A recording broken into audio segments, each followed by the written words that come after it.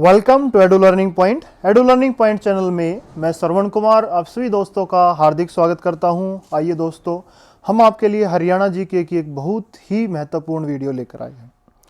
चलिए, आज की हमारी वीडियोस है जिसमें करंट अफेयर्स के साथ साथ जर्नल क्वेश्चन भी पूछे जाते हैं। उस सभी क्वेश्चनों को हमने यहाँ पर शामिल किया गया है जिससे आपको आने वाले एग्जाम में ज़्यादा से ज़्यादा फायदा हो सके। आप हमारी वीडियोस को पूरा देखिए। अगर आप हमारे चैनल से नए जुड़े हैं तो इसे सब्सक्राइब करना बिल्कुल ना भूलें और बेल आइकन जरूर दबाएं जिससे हमारी आने वाली वीडियो की नोटिफिकेशन आपको तुरंत मिल सके। तो चलिए, पहला क्वेश्चन है, वर्ष 2020 में राष्ट्रपति द्वारा अटल सम्मान से सम्मानित होने वाली हरियाणा की युवा कलाकार है। तो हमारा जो राइट आंसर होगा वो होगा ऑप्शन नंबर 2, यह आन पारासर। और ये देखिए, मात्र 16 वर्ष की आयु में इन्होंने ये उपलब्धि हासिल की। अटल सम्मान इन्हें राष्ट्रपति द्वारा मिला है। और कहाँ से हैं ये आन पारासर, ये बात भी आप याद रखिएगा, ये है फरीदाबाद से। और वर्ष 2017 में एक डॉक्यूमेंट्री बनी थी, मेरी बेटी मेरा गुरूर, और उसमें इन्होंने दुर्गा का किरदार इन्होंने यहाँ पर निभाया था और जिसे बहुत ही ज़्यादा सराहा गया था। तो ये एक उभरती युवा कलाकार हैं और विभिन्न जो स्टेज शो हैं, डांस प्रतियोगिता में भी इन्होंने महत्वपूर्ण स्थान इसमें प्राप्त किया है। तो चलिए, नेक्स्ट क्वेश्चन हमारा, हरियाणा में विधानसभा सदस्यों की संख्या 90 कब की गई थी? तो हम देखते हैं कि हमारी जो विधानसभा है उसमें 90 सदस्य चुने जाते हैं। तो ये संख्या कब की गई थी? तो हमारा जो राइट आंसर होगा वो होगा ऑप्शन नंबर 2, 1977 में। 1977 में, उससे पहले 1966 में जब हरियाणा बना था तो हरियाणा के जो प्रथम चुनाव हुए थे, पहली जो विधानसभा चुनी गई थी वो मार्च 1967 में। और तब कितने विधायक चुने गए थे? तब 81 विधायक थे। तो 1977 हमारा यहाँ पर राइट आंसर होगा जिसमें सदस्यों की संख्या 90 की गई थी। तो चलिए, अगला प्रश्न है, हरियाणा राज्य का अभिलेखागार किस जिले में है? तो हमारा जो राइट आंसर होगा वो होगा ऑप्शन नंबर 3, पंचकुला जिले में। और पंचकुला जिले में स्थापित होने से पहले ये कहाँ पर था? ये था पहले चंडीगढ़ में। ये बात भी आप याद रखिएगा। तो चलिए, अगला प्रश्न है, दारा सिको हरियाणा के में किस स्थान पर रहता था? तो हमारा जो राइट आंसर होगा वो होगा ऑप्शन नंबर 2, दारा सिको पलवल में रहता था। और पलवल से इन्हें विशेष स्नेह था, वहाँ पर इन्होंने काफ़ी विकास कार्य करवाए हैं। ये औरंगजेब शाहजहाँ के पुत्र और औरंगजेब के भाई थे जिनके मध्य युद्ध हुआ था। तो चलिए, अगला प्रश्न है, निम्न में से कौन सतनामी विद्रोह का नेतृत्व कर रहा था? तो हमारा जो राइट आंसर होगा वो होगा ऑप्शन नंबर 2, विजेसर निवासी वीरभान। जो वीरभान के नेतृत्व में जो सतनामियों ने हरियाणा का काफी क्षेत्र है वो विजित कर लिया था। कई जगह इन्होंने मराठों को भी हराया था। तो चलिए, अगला प्रश्न है, बंदा बहादुर, ये बहुत ही बहादुर सिख थे। ठीक है, हरियाणा के किस स्थान पर अपना सैनिक मुख्यालय इन्होंने बनाया था? तो हमारा जो राइट आंसर होगा वो होगा ऑप्शन नंबर 3, सिहरी खांडा। सिहरी खांडा कहाँ पर है? ये रोहतक में है। यहाँ पर इन्होंने अपना सैनिक मुख्यालय स्थापित किया था। अगला क्वेश्चन है, हरियाणा में औरंगजेब के विरुद्ध विद्रोह करने वाले थे।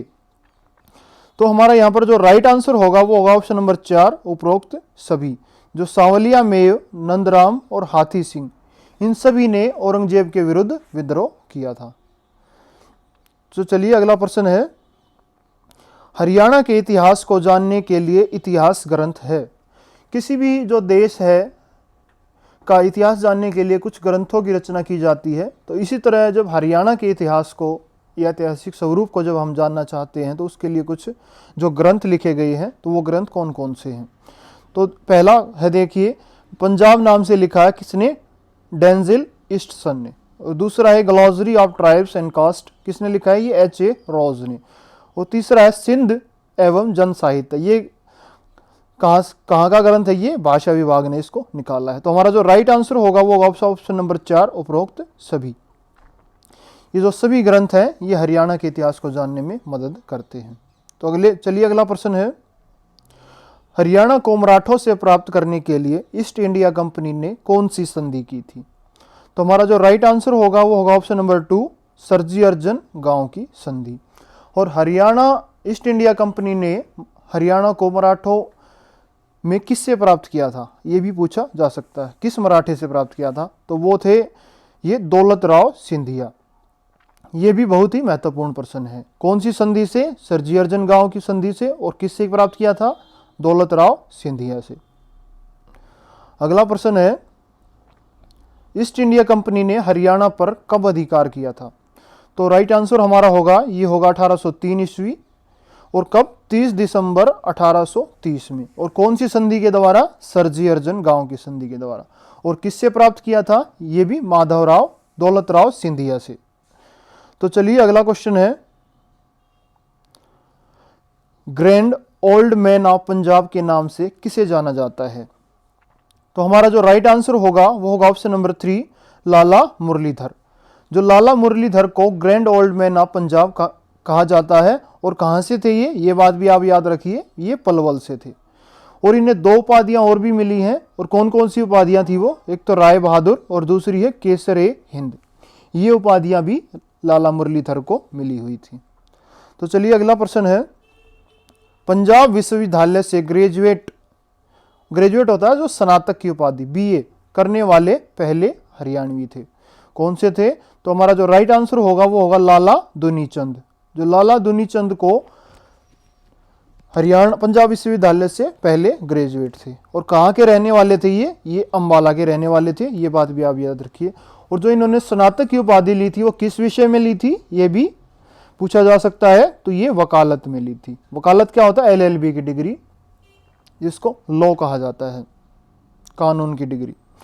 तो चलिए अगला प्रश्न है, हरियाणा में सर्वप्रथम जिला समितियों का गठन किया गया था, तो कब किया गया था, तो हमारा यहां पर जो राइट आंसर होगा वो होगा ऑप्शन नंबर 3, 1871 ईस्वी में। 1871 ईस्वी में हरियाणा में जिला समितियों का गठन किया गया था। अगला प्रश्न है हमारा, हरियाणा में छछरौली का विद्रोह कब हुआ था, तो ये क्वेश्चन भी कई बार हमारे HSSC एग्जाम में पूछा गया है। तो हमारा जो राइट आंसर होगा वो होगा ऑप्शन नंबर 2, 1818 ईस्वी में। और छछरौली कहाँ पर है, अब विद्रोह हुआ था तो ये जगह का पता भी हमें होना चाहिए। तो जो छछरौली है ये यमुनानगर में है, ये बात आप याद रखिए। ये यमुनानगर में जगाधरी के पास है छछरौली, वहां पर ये विद्रोह हुआ था 1818 ईस्वी में। तो चलिए अगला प्रश्न है हमारा, निम्न में से कौन कोहिनूर पत्र के संपादक थे, तो हमारा जो राइट आंसर यहां पर होगा वो होगा ऑप्शन नंबर 2, बालमुकुंद गुप्त। और बालमुकुंद गुप्त कहाँ के रहने वाले थे, ये बात भी आप याद रखिए, पूछा जा सकता है। ये झज्जर जिले के गुडियानी गांव के रहने वाले थे। ठीक है, तो चलिए अगले प्रश्न की तरफ चलते हैं। निम्न में से किस पुस्तक की रचना श्री राम शर्मा ने की थी, तो हमारा जो राइट आंसर होगा वो होगा ऑप्शन नंबर 4, उपरोक्त सभी। हरियाणा के नवरत्न, हरियाणा के स्वतंत्रता सेनानी और मेरी अपनी राम कहानी, ये तीनों पुस्तकों की रचना किसने की थी, वो श्री राम शर्मा ने की थी। ये बहुत ही अच्छे लेखक थे, स्वतंत्रता संग्राम के बारे में इन्होंने काफ़ी अच्छी पुस्तकें इन्होंने लिखी हैं। और इनकी ये जो रचनाएं हैं ये ज़्यादातर प्रसिद्ध भी हैं, तो आप इन्हें याद रखिएगा। तो चलिए अगला प्रश्न है, हरियाणा में 1857 के विद्रोह की शुरुआत कहाँ से हुई थी। जो 1857 का विद्रोह है, स्वतंत्रता संग्राम है, वो बड़ा ही इतिहास प्रसिद्ध है और उसका जो भारतीय इतिहास में उसका अद्वितीय स्थान है। तो हरियाणा में कहाँ से शुरू हुई थी, तो ये बात भी आप याद रखिए, वो हुई थी ऑप्शन नंबर 2, अंबाला जिले में। और कब हुई थी अंबाला में, ये हुई थी 10 मई 1857 को। ये बात भी आप याद रखिएगा।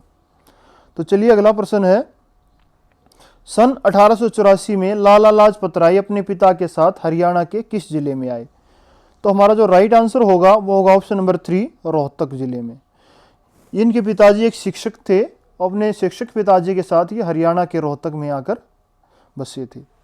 तो चलिए अगला प्रश्न है, रिफा-ए-आर्म्स सोसाइटी के संस्थापक कौन थे, ये क्वेश्चन भी कई बार पूछा गया है।